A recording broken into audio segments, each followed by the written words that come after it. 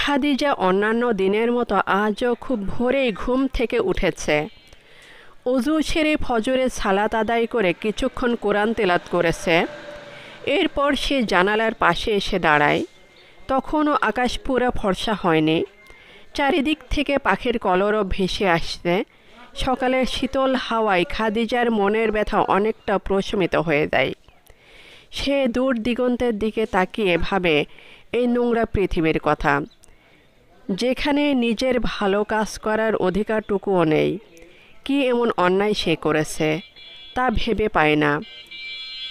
সে তো শুধু বোরকা পরে কলেজে যায়, প্রয়োজন ছাড়া কোনো ছেলের সাথে কথা বলে না, ক্লাস ছেড়ে কোথাও যায় না। আচ্ছা, এগুলোই কি তার দোষ? তাহলে মালিহা, সুমাইয়া, আরিফা ওরা যেভাবে উশৃঙ্খলভাবে চলাফেরা করে সেটাই কি ভালো? না, তা হবে কেন? আল্লাহ তাআলা বলেছেন, হে নবী, আপনি ঈমানদার নবীদেরকে বলে দিন তারা যেন তাদের দৃষ্টিকে অবনত রাখে এবং তাদের লজ্জাস্থানের হেফাজত করে। তারা যেন যা সাধারণত প্রকাশমান তা ছাড়া তাদের সৌন্দর্য প্রদর্শন না করে এবং যেন তাদের মাথার ওড়না বক্ষদেশে ফেলে রাখে এবং তারা যেন তাদের স্বামী, পিতা, শ্বশুর পুত্র, স্বামীর পুত্র, ভ্রাতা, ভ্রাতুষ্পুত্র, ভগ্নীপুত্র, স্ত্রীলোক, তাদের মালিকানাধীন বাদী, যৌব কামনামুক্ত পুরুষ ও যারা নারীদের গোপন অঙ্গ সম্পর্কে অজ্ঞ বালক তাদের ব্যতীত কারোর কাছে তাদের সৌন্দর্য প্রকাশ না করে। তারা যেন তাদের গোপন সাজসজ্জা প্রকাশ করার জন্য জোরে পদচারণা না করে। হে মুমিনগণ, তোমরা সবাই আল্লাহর নিকট তওবা করো যাতে তোমরা সফলকাম হতে পারো। আলোচ্য আয়াতে যে কথাগুলো বলা হয়েছে তা মেনে চলা প্রত্যেক নারীর জন্য ফরজ। প্রতিদিনের মতো গতকালও খাদিজা যথারীতি কলেজে গিয়েছিল। সে স্কুল জীবন থেকেই বোরকা পরত। মালিহা, সুমাইয়া, আরিফা সবাই খাদিজার খুব ঘনিষ্ঠ বান্ধবী। স্কুল জীবন থেকে ওরা খুব অন্তরঙ্গ। কলেজে উঠেও সেই অন্তরঙ্গতা বিদ্যমান আছে। এদের মধ্যে একমাত্র খাদিজাই বোরকা পরে। অন্যদের মধ্যে মালিহা, আরিফা ততটা উশৃঙ্খল নয়, যদিও বোরকা পরে না, কিন্তু সুমাইয়া খুব উশৃঙ্খলভাবে চলাফেরা করে। ও প্রায় সময়ই বোরকা পরার জন্য খাদিজাকে তিরস্কার করে। কলেজে ওঠার পর বোরকা নিয়ে প্রায়ই খাদিজার সাথে তার কথা কাটাকাটি হতো। ওর এক কথা, বোরকা পরলে সামাজিক ও আধুনিক হওয়া যায় না। টিফিন পিরিয়ডে সবাই ক্লাস থেকে বেরিয়ে পড়লে সুমাইয়া খাদিজাকে বলল, চল, আর সংসদে বসে না থেকে একটু বাইরে ঘুরে আসি। বোরকা নিয়ে বান্ধবীদের রসিকতা সে অনেক সহ্য করেছে, আজ আর পারল না। বলে উঠল, আমি সাজি না তোরা? ঠোঁটে লিপস্টিক, কপালে টিপ আর ফিনফিনে জামা পরে তোরাই তো প্রতিদিন সংসদে কলেজে আসিস।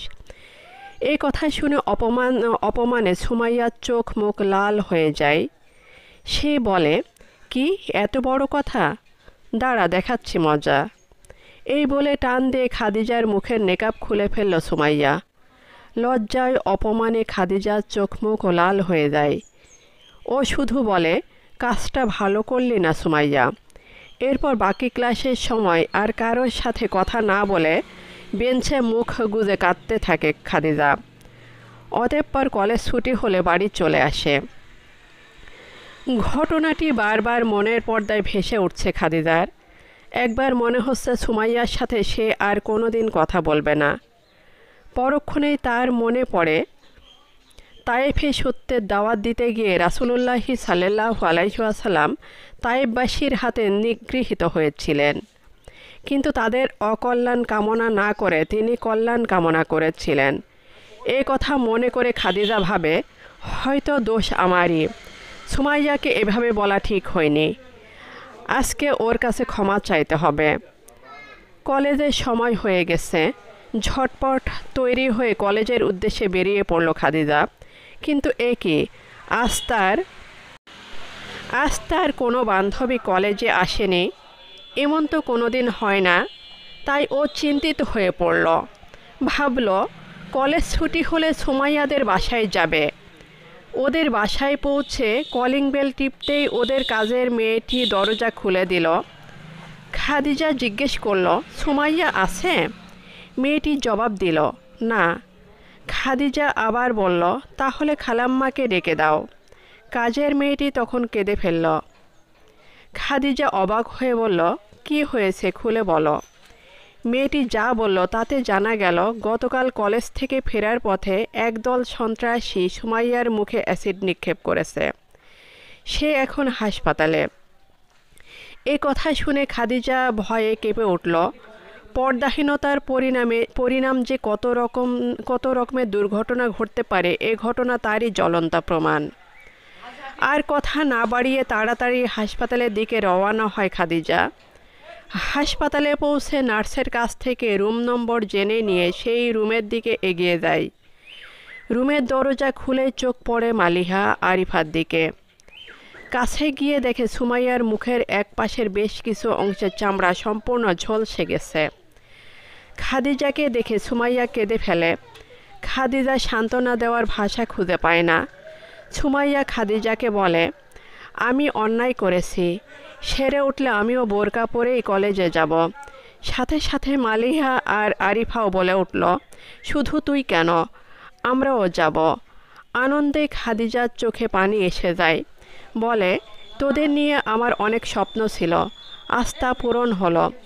অতঃপর খাদিজা ওদের জন্য আল্লাহর কাছে প্রার্থনা করল, হে আল্লাহ, ওদের তুমি হেদায়েত দান করো। এদের সকলের চোখের আনন্দের ঝিলিক, দুর্লভ কিছু খুঁজে পাওয়ার আনন্দ আর বুকে একটি সোনালি সুন্দর সমাজ গঠনের দুর্বার আকাঙ্ক্ষা। শিক্ষা: প্রত্যেক ঈমানদার নারীর উচিত হবে পর্দা সহকারে চলাফেরা করা এবং সেই সাথে পুরুষদের কাজ হবে মহিলাদেরকে পর্দা করার জন্য উদ্বুদ্ধ করা ও নিজেদের দৃষ্টিকে অবনমিত রাখা।